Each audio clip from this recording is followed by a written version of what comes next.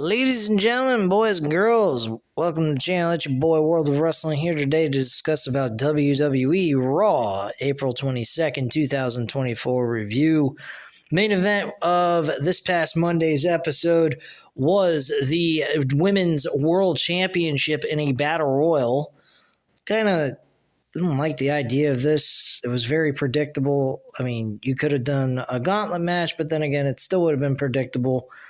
The title went to Becky Lynch. Nice little ending to end the show. I mean, she was celebrating in the crowd, fireworks going off, all that kind of stuff. It felt like a heartfelt type of moment. Granted, she did not beat Rhea Ripley for the championship. She was stripped of the title because of injury. The tag team, I think the tag team title match occurred that was decent with Miz and R-Truth. It's been like 3 days since Raw happened, so I kind of forgot some of the things that occurred. But this was a fairly decent, enjoyable show. It had some good matches. A nice little build between Damian Priest and Jey Uso for the World Championship to kick off the show.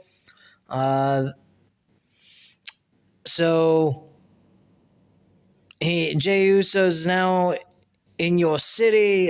Jey says to start his promo off, and Backlash is in 2 weeks, so he has a lot to prove. He'll prove to the world who he says he is. Main event, Jey Uso. Oh, yes. Yeet. Jey says he has to beat Damian Priest to make sure everything he went through was worth it. The world champion, Damian Priest, makes his way to the ring. Priest gets into the ring, and Jey is pacing. Priest says Jey is thinking the wrong thing. Priest congratulates him on the vibe of his gimmick. It's working. They went to war last year, but Priest wants to talk about the specific night. Priest has never talked about this publicly, but there was one night that Jey whooped his ass so badly that he went up to him in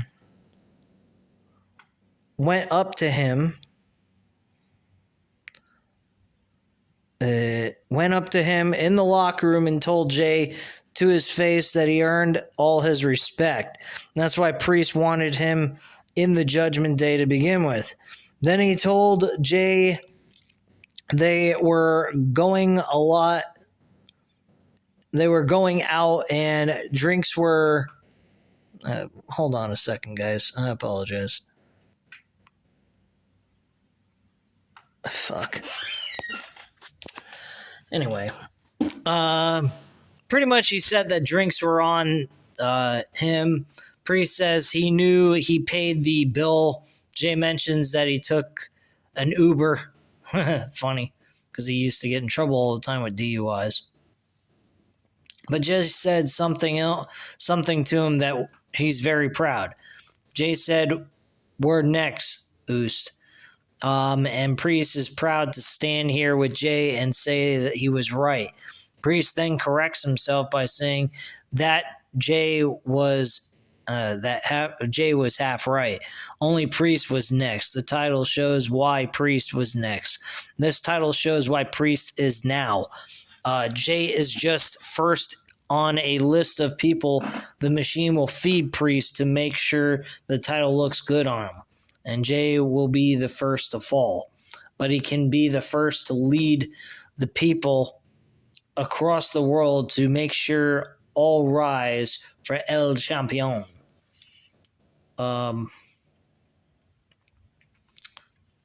So Priest goes to leave, but Jey calls him back, and Jey asks if that's all he sees him as, just another tag team guy. Tough talk coming from the leader of the Judgment Day. The only reason Priest is the leader of Judgment Day is because Rhea Ripley got hurt. Jey tells Priest to give Ripley his best. That makes Priest Dominic Mysterio's bitch. Priest is furious from that comment, and Jay says Priest cashed in his Money in the Bank briefcase at WrestleMania and made himself world champion. Priest, fuck. Hold on a second, guys. Priest thinks Jay is being fed to him, but it's the other way around. The crowd says yeet, and they go face to face in the ring. Jay McDonough runs into the ring to blindside Jay, and Jay tries to avoid him, but McDonough collides with him anyway, and Jay goes to hit McDonough with a super kick, but McDonough sidesteps it and causes Priest to eat it instead. Jay taunts him and leaves the ring, and Priest gets to his feet and stares angrily at McDonough. So that's what happened there. Next up, DIY make their way to the ring to have a match with Awesome Truth for the World Tag Team titles. This is a fairly decent matchup. Awesome Truth actually retained the tag team titles, and very good, entertaining stuff. I feel like WWE's kind of going back to their old ways before the Vince McMahon started becoming an asshole, and feeling like this is a sport, but there's story involved. There's something behind everything that's taking place. And I appreciate that. So we're getting sports, we're getting stories, we're getting something. AEW is just giving us strictly sport mentality with nothing behind it. And that's fine if it's, an event shows. But we're getting week-to-week televised shows, so we need something to keep us wanting to see the show the next week. I mean, honestly, if all we're getting is just good matches with no story behind it, it leaves us going, what is the point in following the show every week? Kind of makes you think, just go see the pay-per-view and enjoy the show. Because other than that, fucking shows are worthless to watch. I mean, you're better off just seeing the pay-per-views once a month or once every 2 months. Because the rest of it's just the same shit. The only difference is it's shorter, but no stories behind them. I mean, it gets kind of old and boring. People aren't leaving AEW or not watching it because they hate AEW. It's just nothing there. There's no substance. I mean, this Raw episode this past Monday was good. Last week's SmackDown was decent, I think. No, actually, I didn't watch SmackDown last week. I skipped out on it. But, I mean, there was some good stuff that took place the week before that. The first week after WrestleMania. I mean, we've had some good things occur from WWE. Not saying that, I mean, there's people complaining about Cody Rhodes at this point, which I don't know why there's complaints coming from anyone about Cody, but to each his own, I guess. But yeah, good matchup to start off the show. Awesome Truth stands tall in the ring, shakes hands with Johnny Gargano, but Tommaso Ciampa refused to shake hands, and I guess this has to do with the fact that they lost. This might lead to Tommaso Ciampa and Johnny Gargano starting their own rivalry, for all we know. But I hope that's not the case, because they are now slimming down the tag team divisions because we've got the titles split again. So they better have something worth watching, in all honesty. All right, Judgment Day Clubhouse segment. World Champion Damian Priest is backstage with JD McDonough. Priest is angry because he never asked for his help. Tonight, it caused him to get kicked in the face. Dominic Mysterio, with his arm in a sling, which is actually legit, walks in with Santos Escobar. Mysterio says he got banged up and asks Escobar to return the favor from WrestleMania. It has been cleared. Escobar asks if they have a problem, And Priest says he clearly does, but they have no choice. Priest tells Mysterio to go out there and handle his business, and Priest then tells McDonough to stay out of his business. So it looks like it's time to get rid of some of the excess baggage, dead weight that they got on Judgment Day. I personally think it's time for Judgment Day to be back down to the original people, excluding Edge because Edge is the one that started Judgment Day, but it needs to be Damian Priest, Finn Balor, and Rhea Ripley. I think that's where this needs to go. I think Dominic Mysterio and JD McDonough need to go over to SmackDown. They should be in the tag team division on the SmackDown roster, competing over the WWE tag team titles. I think that would be the best thing for them to do at this point, to give them a guaranteed spot on the roster. So I think that's probably the best thing for them to do. They could also ship them down to NXT possibly, if that's really the route they want to go to. So totally up to them. I think either one of those two choices, SmackDown or NXT, would be fine. I think NXT is going to need some stars from the main roster that are not being utilized on here between Raw and SmackDown to go over there so that NXT has some notable names on there so people have a reason to tune in and see what they have to offer to NXT's developmental system brand. So I think that probably would be a good idea. So we'll see what happens in the draft this Friday. I'm not going to be able to cover that. I may be able to watch it. I'm going to Vegas on Saturday, so I will not be able to. I don't think I'm going to be able to give you guys a review. I mean, I can try and see, but lately, as you guys noticed, I've not been doing uploads of SmackDown. I've been kind of slacking in that department, so I do apologize to you guys. Since after WrestleMania, I haven't really been giving a whole lot of reviews on SmackDown. Really in any department, even AEW. I mean, I've been kind of out of it with wrestling, kind of out of it with life right now since losing my dad, so it's been kind of difficult for me. I thought I would be over it by now since it happened in January, but unfortunately I'm not really getting over it as quickly as I thought I would. So anyway, moving on, we go to an announcement that the UFC Apex will hold the NXT Battleground on June 9th. Big whoop. I don't particularly care. It's not really all that big of a deal. So, whatever. Anywho. So, we have Gunther come out. And he makes his announcement after the loss to Sami Zayn for the IC Championship. So Gunther pretty much states that Gunther, whose 666-day IC Championship reign, the all-time record ended at WrestleMania 40, makes his way to the ring with his Imperium stablemates, Ludwig Kaiser and Giovanni Vinci.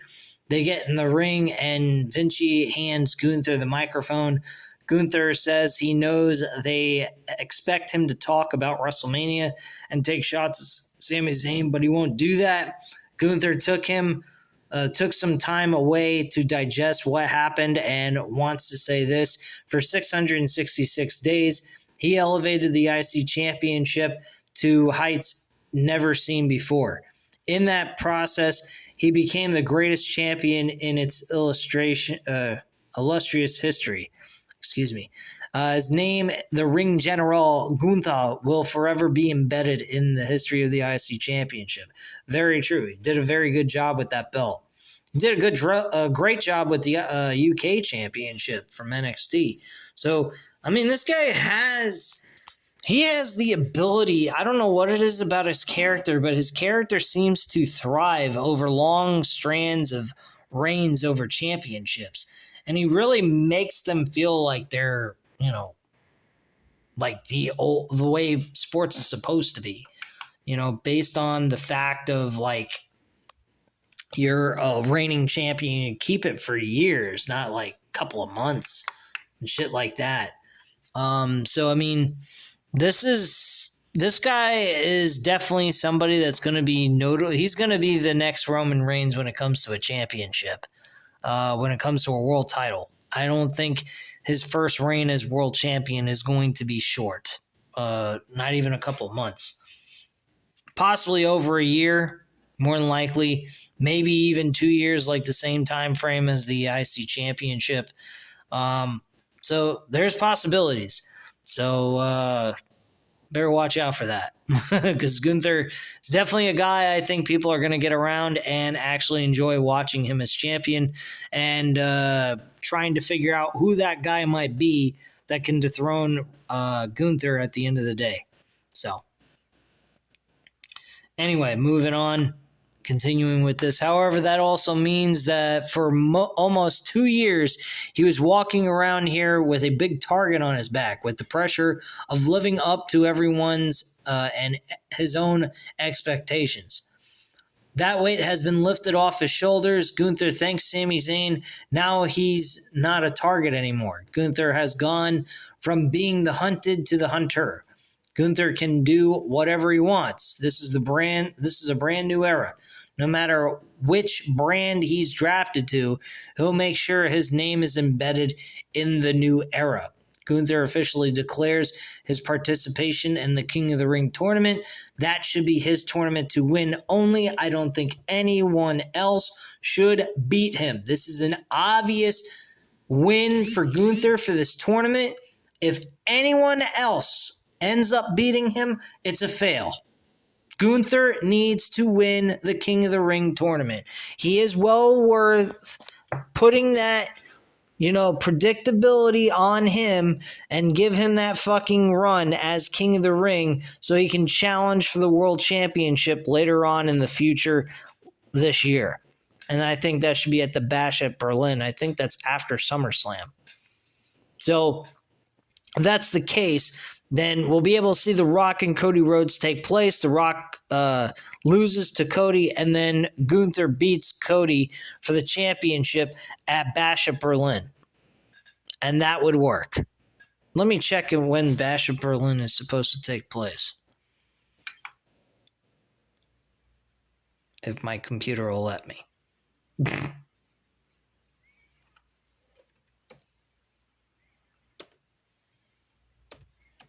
All right, Bash at Berlin, August 31st. All right, let's see when SummerSlam is. I think that's like a couple of weeks before Bash at Berlin, so yeah, that would work out.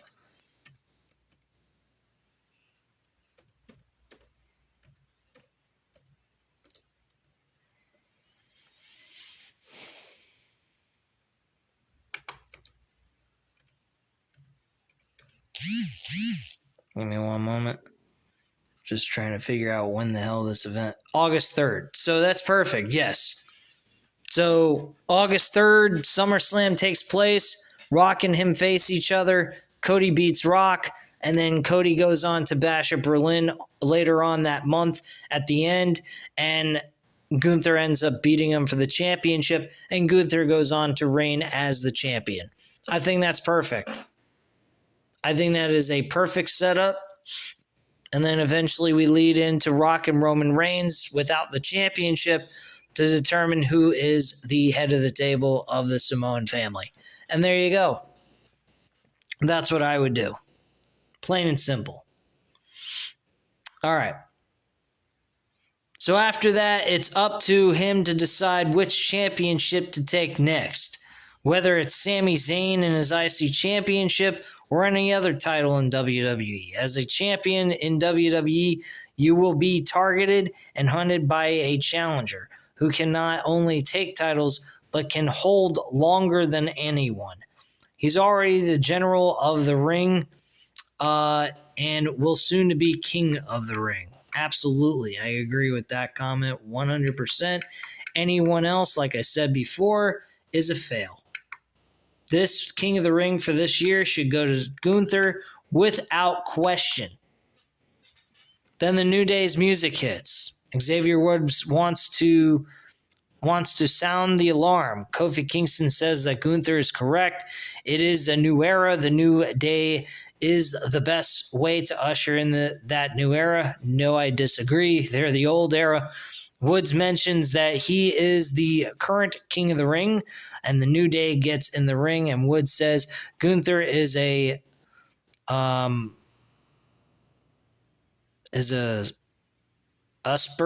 usurper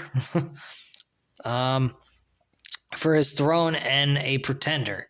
Yeah, okay. Woods will cement his legacy by becoming a 2-time King of the Ring. Sure you will.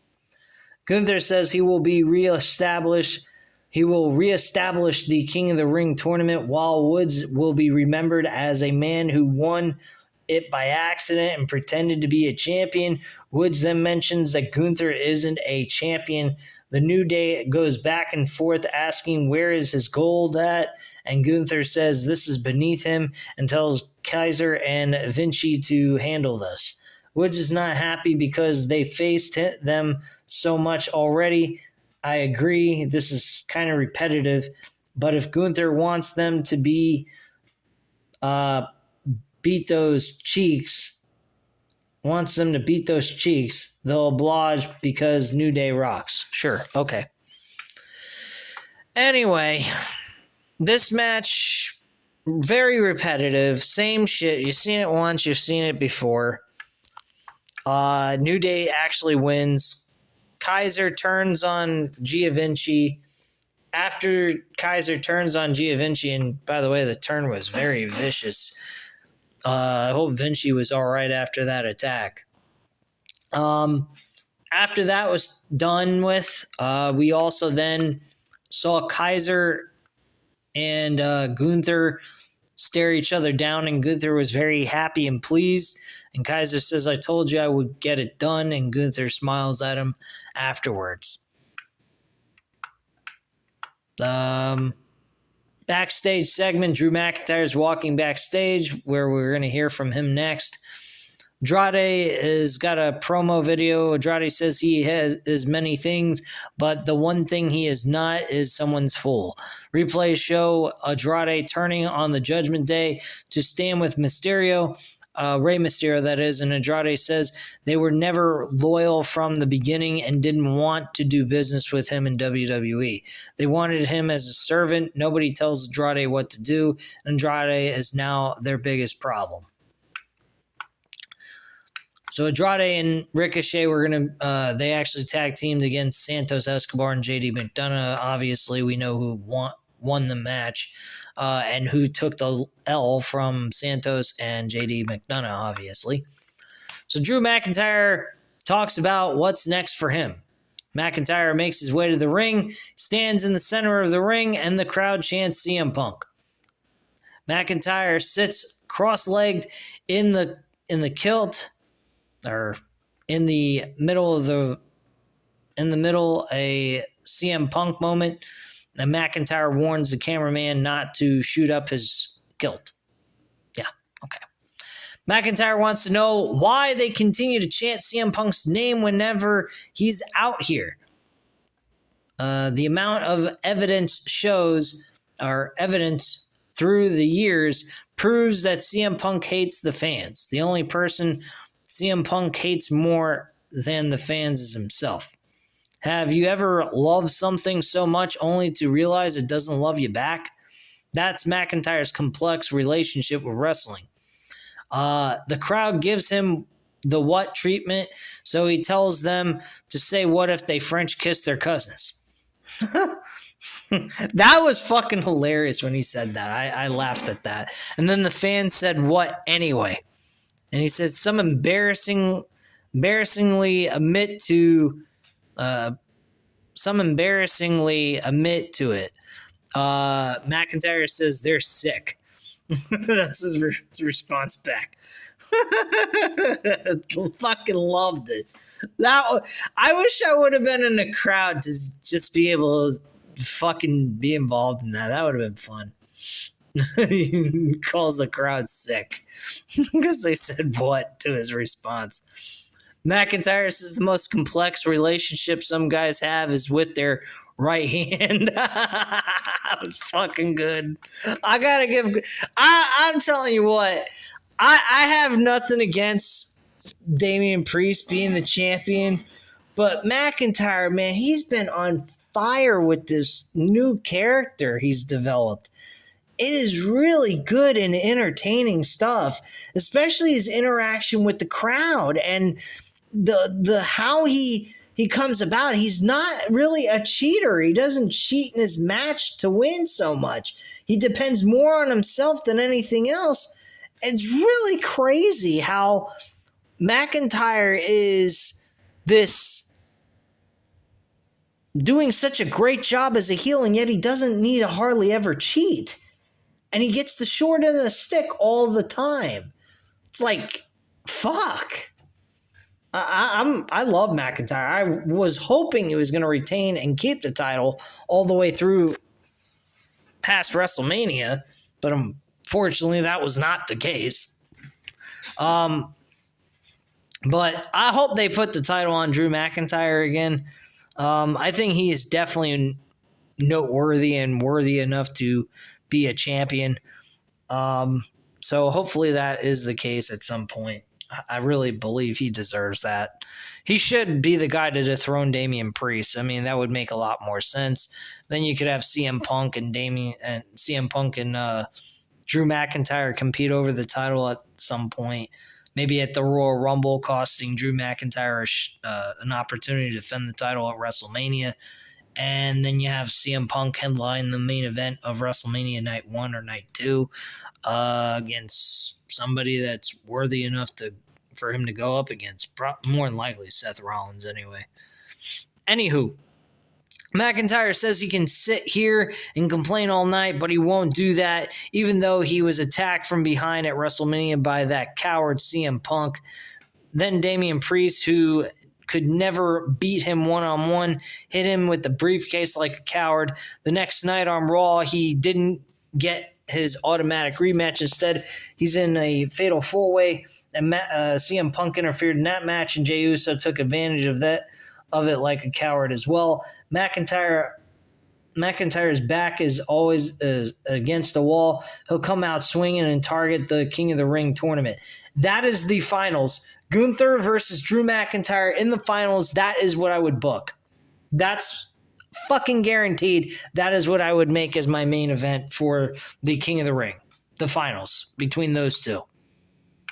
And make it like a 20-minute barn burner match. That match they had at SummerSlam in 2023 absolutely fucking sucked. I mean, it wasn't terrible, but they weren't given the proper amount of time for a pay-per-view event. And I think that them doing that at King of the Ring in front of Saudi Arabia crowd, I think would work out very well. And that crowd would get a definite appreciation for that. And I think we would enjoy watching it as well. Sheamus, who's dressed to compete, comes out into the ring. Sheamus asks McIntyre what's going on. He's sitting in the ring sulking about everyone being a coward. Sheamus says he only sees a person who is unwillingly to take responsibility of his mistakes. Some might say that makes McIntyre a coward. Sheamus asks if he's going to sit there or stand up. McIntyre stands up, and Sheamus says he's known McIntyre for 20 years. For the last 4, he's only heard from McIntyre about how he was robbed of his career-defining WrestleMania moment. Then at WrestleMania 40, McIntyre got his moment and became champion in front of the live crowd, and McIntyre's brother, wife, were there in the crowd, and then McIntyre blew it all over some stupid social media spat. McIntyre should be standing here with the World Heavyweight Championship around his waist over a meme and a t-shirt. He threw it all away. Sheamus says he's McIntyre's friend. They've traveled the road together, drank a lot, and had banger after banger matches together. Sheamus is here to tell McIntyre the hard truth. One-armed CM Punk kicked McIntyre's ass. A CM Punk chant picks up. McIntyre says he doesn't care what the crowd thinks they know. Sheamus knows better than anyone what CM Punk did to his career when he was a kid. McIntyre says this obsession is taking down his career. McIntyre needs to get it out of his head. McIntyre paces around and says they could have had this conversation backstage. If Sheamus wants the heart of truth, McIntyre has one for him. Before his injury, it was banger after banger. Now it looks like burger after burger. Sheamus laughs at this. I thought that was a good comment as well. And Sheamus says McIntyre's getting a good the one-liners, and he deserves it. Sheamus says he can lose the weight, but can he lose his stupidity? They kind of go back and forth, and that's pretty much how it ends. They end up having Shinsuke Nakamura make his way to the ring to face Sheamus. Sheamus actually beats him. Again, like I said last week or week before, Shinsuke Nakamura needs to move to the NXT roster. I think that would be the best thing for him, to help him do something else besides be everyone's beat-up toy. We get a thing about Sami Zayn. He beats Chad Gable, then gets his ass kicked afterwards in front of his family. Zayn is backstage with Kathy Kelly. She asks how he's processing everything that happened. Zayn says he was hurt by what happened. There's a lot he wants to say, but he's biting his tongue. Chad Gable is going to explain himself, so Zayn will be listening. Zayn is unsure how he'll defend his actions. So Big Bronson Reed walks up to Zayn and tells him not to mind Chad Gable. Zayn has bigger problems to worry about. Zayn holds up the title and says anytime, any place. Zayn turns back to Kelly, but she runs away as Reed viciously attacks Zayn from behind, and Reed says Zayn is looking at the next IC champion. So that should be exciting at Backlash. Chad Gable explains his actions. He's turned into a full-blown dick. He's pretty much told his entire group that he only concerned about himself now. They're a complete and utter disappointment between Tozawa, Otis, and being his biggest disappointment, and Maxine Dupree. He's fed up of them all. He wants them to help him win the IC championship, and that's basically the focal point of everything. Backstage, we had Ricochet warming up when Dominic Mysterio walks up to him, and Ricochet says he's upset that Mysterio is not cleared because he wants to beat him up. Instead, he and Andrade will have to settle for JD McDonough and Santos Escobar. Ricochet says he'll be facing McDonough on WWE Speed and walks off. Big fucking deal. Mysterio's not impressed, and neither am I. Backstage, Nia Jax is standing backstage. We're having an all-star women's battle royal for the women's championship. 14 women, which means there are 13 women and one monster. Jax is that monster. She will terrorize them and eliminate them one by one. Until she is the last woman standing. She will be the next women's champion. No, she won't. Ricochet and Andrade have a decent matchup against JD McDonough and Santos Escobar. Fairly decent matchup overall, but very predictable, obviously. So that's pretty much that. World champion Damian Priest runs in from behind and sends Andrade shoulder first into the ring post. Priest then super kicks Ricochet down. Priest grabs Ricochet and crushes him with the Razor's Edge. Priest then wipes out Andrade from South of Heaven, and Priest looks at Dominic Mysterio on the apron and shouts at him in Spanish. McDonough asks Mysterio what Priest just said. Priest says he doesn't need anyone. He just needs himself. Priest walks off on Mysterio and McDonough. So it doesn't look good for the Judgment Day. Caden Carter, blah, blah, blah. Really nothing really that important. Everything else led to the main event. which was the Battle Royal for the World Championship, for the Women's World Championship, and Becky Lynch won. Very exciting ending, I think. I liked it. Liv Morgan and her were the last two, obviously, were the correct two to have to close out this Battle Royal. And Becky Lynch celebrated in front of the crowd, and that's how the show went off the air. I liked the show. I think it was solid. Not everything was great, but it was a good, solid show. Very entertaining for 3 hours, at least from a entertainment perspective. Some good storylines built up around it and everything else in between. And that's pretty much how I felt about the show. Solid, entertaining show for what it was. And that's pretty much all I have to say at this time, guys. You know what to do. Hit the like button if you enjoyed the video. Hit the subscribe button if you're not already subscribed to the channel. And leave a comment down below. I'll definitely get back to you on that. Thank you guys very much for watching, and have a great night. Bye.